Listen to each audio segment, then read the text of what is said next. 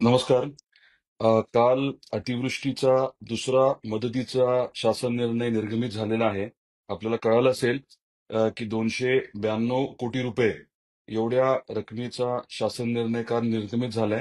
हा आपला दुसरा टप्पा राज्य सरकारकडनं आलेला आहे. पहिला टप्पा आपल्याला कल्पना आहे की ऑगस्टमध्ये आणि जुलैमध्ये जी अतिवृष्टी झाली होती, त्याचे ₹189 कोटी हे उपलब्ध झालेले आहेत. त्याचं वितरण चालू आहे.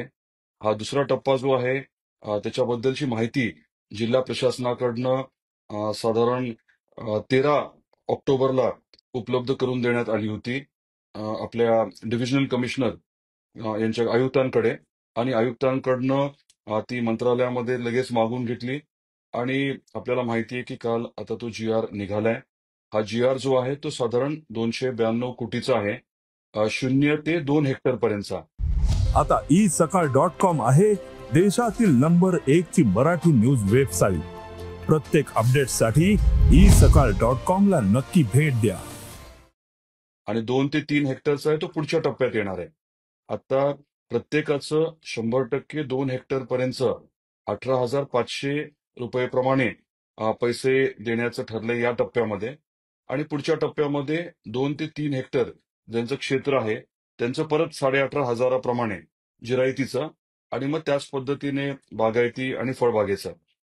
याच्या व्यतिरिक्त आज साधारण एक 40 कोटीचा जी-आर निघेल.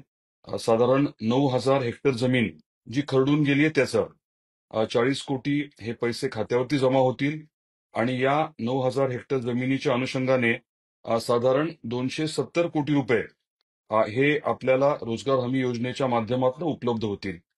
म्हणजे जे 600-650 कोटी मी म्हटलं ते ह्या सप्टेंबरचे राहतील. साधारण 189 कोटी हे जुलै ऑगस्टचे आणि इतर काही अजून गोष्टी आपल्याला अपेक्षित आहेत. म्हणजे मी जे 750 प्लस म्हटलं होतं त्यापेक्षा जास्त रक्कम जी आहे ती आपल्याला दिलासा देण्यासाठी धाराशिव जिल्ह्यातल्या शेतकऱ्यांना उपलब्ध होणार आहे. आता जो काल जी-आर निघालाय त्या जी-आरच्या अनुषंगाने आपला पाठपुरावा आहे की लवकरात लवकर पैसे प्रत्यक्षात खात्यावरती उपलब्ध व्हावे. आपलं ॲग्रीस्टॅटचं जी काही नोंदणी आहे तीच वापरण्यावरती भर आहे. फेर केवायसी करण्याची गरज पडणार नाही. ज्यांची केवायसी झाली नाही असं जर कोणी असेल तर त्यांनी मात्र केवायसी करून घ्यावी लागेल. आणि आपला प्रयत्न मी परत रिपीट करतो की हाच आहे की लवकरात लवकर पैसे उपलब्ध व्हावे आपल्या खात्यावरती. याच्या व्यतिरिक्त 2 मुद्दे आपल्याला सांगायचे आहेत. परवा जिल्हा नियोजन समितीची बैठक झाली. त्याच्यामध्ये बहुभूधारक शेतकरी यांच्या बाबतीत आवर्जून आपण चर्चा केली. ज्यांची जमीन खरडून गेली आहे आणि विहिरीमध्ये गाळ गेलाय किंवा विहीर पडलीये असे बहुभूधारक शेतकरी यांना शासन सध्या काही मदत करत नाहीये. तर आपल्या जिल्ह्यामधले असे जे शेतकरी आहेत त्यांची यादी काढण्याच्या सूचना प्रशासनाला आपण दिल्यात आणि ती यादी उपलब्ध झाल्यानंतर त्यांना वेगळी मदत कशी करता येईल हे निश्चितपणे आपण बघणार आहोत.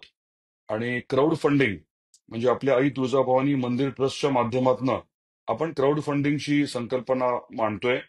त्याच्या माध्यमातून आईचे भक्त जे आहेत वेगवेगळे हजारो, लाखो, करोडो भक्त जे आहेत ते जे अडचणीत असलेले भक्त आहेत त्यांना मदत करण्यासाठी जे शक्य आहे ते करतील. आणि पारदर्शकपणे आपण नेमकी कोणाला मदत करतोय, किती करतोय, इतरांनी काय मदत केली आहे हे सगळं स्पष्टपणे दिसणार आहे. आणि तंत्रज्ञानाचा वापर करून क्राऊड फंडिंग आपण करणार आहोत.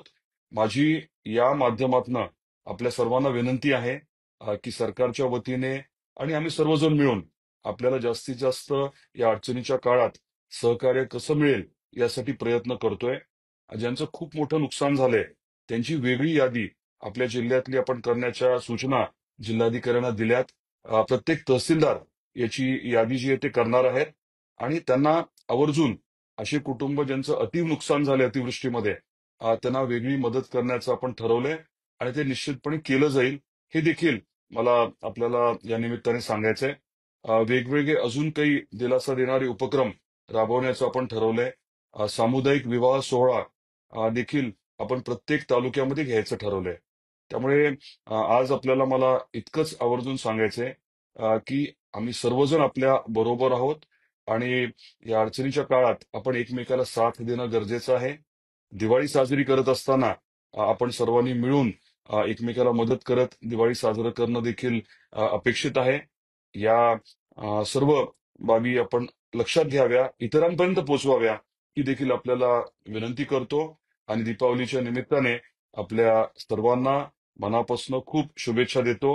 आई तुळजाभवानी चरणी हीच प्रार्थना आहे की आपल्या सर्व अडचणी दूर व्हाव्या आणि सुखसमृद्धी लाभावी.